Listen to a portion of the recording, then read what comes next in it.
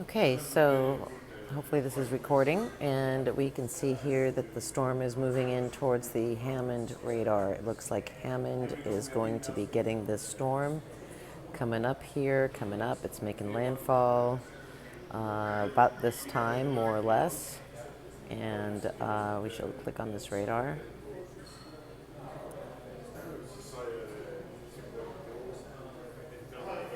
You can see in the center of the screen there's a little black dot. That is the Hammond radar.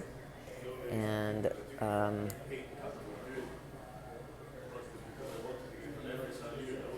you can see a little that little space there. There's a little beam,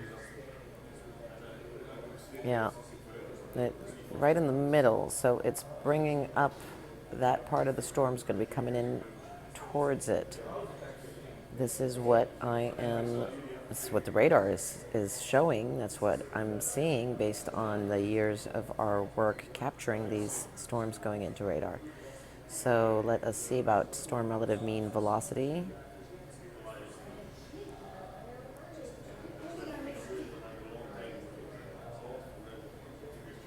And is it lining up with the storm?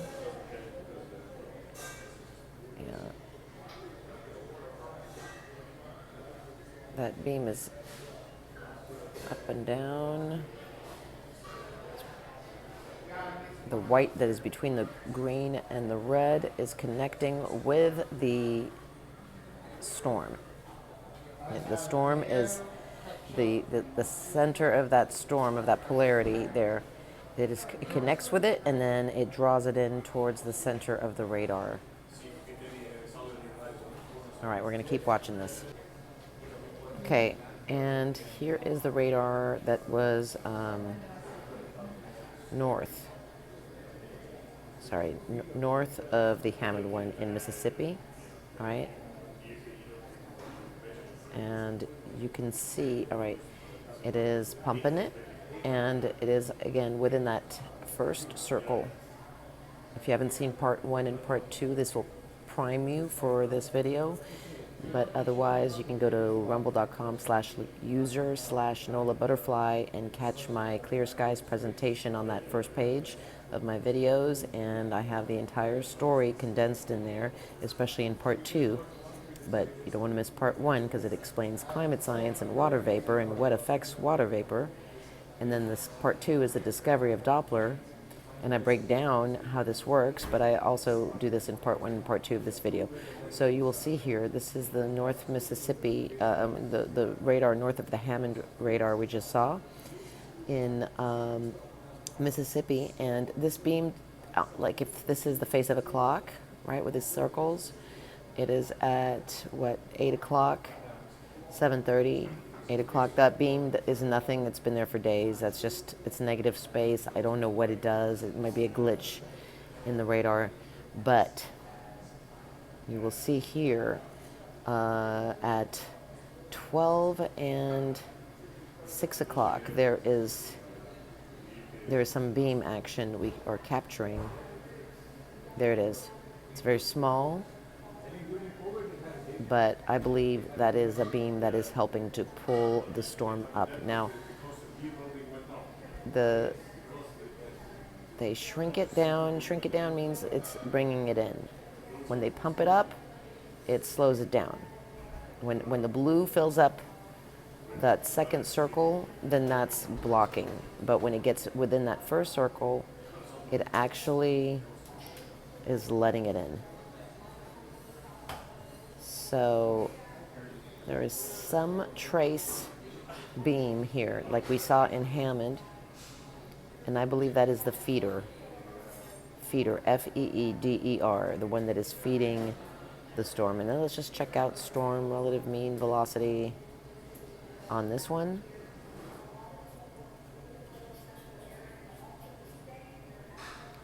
You will see that it also is the red and the green are north and south, and that white that's between the polarities goes north and south. So it's looking to connect with the system as well. And again, when we see the radar connecting to the storm, it is doing that in by the white that separates the polarities. It's that white that ends up drawing it in towards it. But it's still too far away. It's not. It's 2 radars away, right? Because we have the Hammond one and the Mississippi one, right? So let's click on the Hammond one, which is closer to the storm. And we see those polarities, north and south, the white line between the red and the green, north and south, and that white line is trying to connect with the polarities of the storm. And then it navigates it inwards towards the radar, drawing it in. The radar acts, and then the weather reacts. Okay, and there you have it. All right, there you have it. I'm going to check out the regular base reflectivity, and we might see some of that beam action. I think that beam action actually ends up mirroring the white of the storm relative mean velocity. I'm still making that connection. You know, if you're checking out radar every day and you make some observable discoveries that are repeatable, you see here, then you can. Hi, I have a question. Oh, I'm sorry. I'm recording something right now. So sorry. 1 second. So, yeah, that is what we see. Sorry, I got thrown off there. So you see that? You see that is the north and not south. There's a little abnormality there, a little indentation. That is what is connecting with the storm. They're trying to pull up. I guess it's the east side of it, but the storm is moving. You could see it. I wish I had a pointer, but I'm on my cell phone here recording this, so not going to have a pointer. But it's better than nothing. All right, I'll try to capture some more radar on my laptop ASAP. Thank you. All right. You can probably hear it in the background as it approaches. Coming right into it.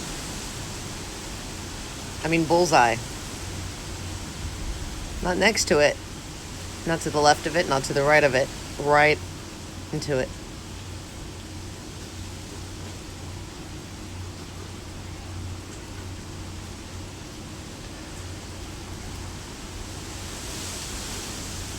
I like to stay humble before the storm as I try to figure out which Dopplers are working what, and you never know. I mean, they could switch things out. I might, I'm reading it as I see it, and then as it comes closer, it ends up doing the most predictable. The most predictable.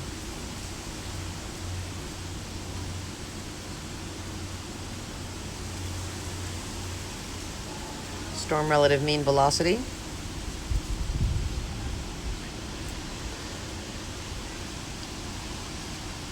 We see the white between the red and green line up with the polarities of the storm. And like that, they draw it in. Like that, they draw it in.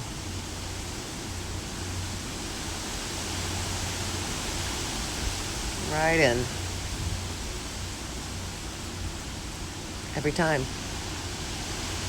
So when you guys figure it out and make this work go viral, it's not about this work, it's about this truth, then you can start holding accountability and demanding answers, and then giving notices of liability like we learned during that event with a big C and an O and a V, how people were doing notices of liability. Yeah, then you can start giving notices of liability, and you could start changing this false sustainability narrative that's coming to weaponize everything across the fields, right? Because climate change is like this emergency that's too great, and on their carbon credits. I mean, come on, that's got nothing to do with cleaning up the earth from pollution It's got nothing to do with these weather events that we're seeing. Oh, granted, God can make weather events, all right, happen. But they steer it through the checks and balances. And I don't know how much they're able to control it, you know. Look, at right up, that black goes right up into the radar. And we're going to capture it going through and past it. I know we are, because here we are. It's already linked up. They're not going to change it now. You know, it's possible that another radar could pass it off to another radar, but it's going right into it. It's that predictable.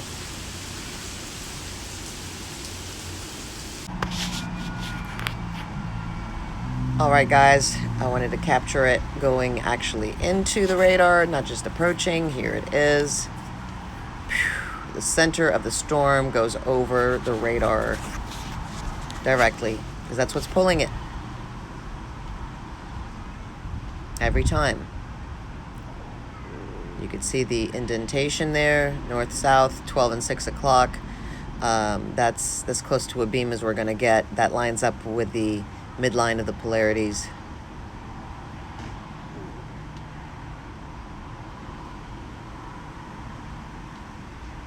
Every time.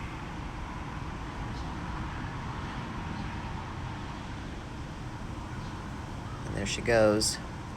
All right, see it? Poof. Perfect circle going over it. Now storm relative mean velocity. The red-green show, Leonard Coleman. Thank you for that. The white is at 12 and 6 o'clock. That is between the polarities, and it is lining up with the polarities of the storm, the midline of the polarities of the storm, which is the eye. That's where it pulls up the eye. That's how it controls it. This is Tesla technology, guys. Rumble.com/user/Nola Butterfly. Go down to my Clear Skies conference presentation for all the details. Okay, we're gonna catch Mississippi.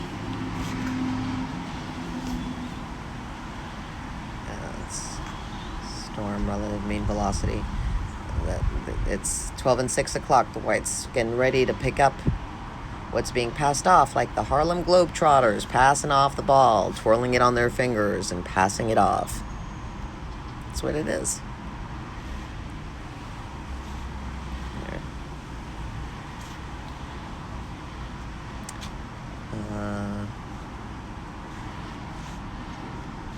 Phase reflectivity.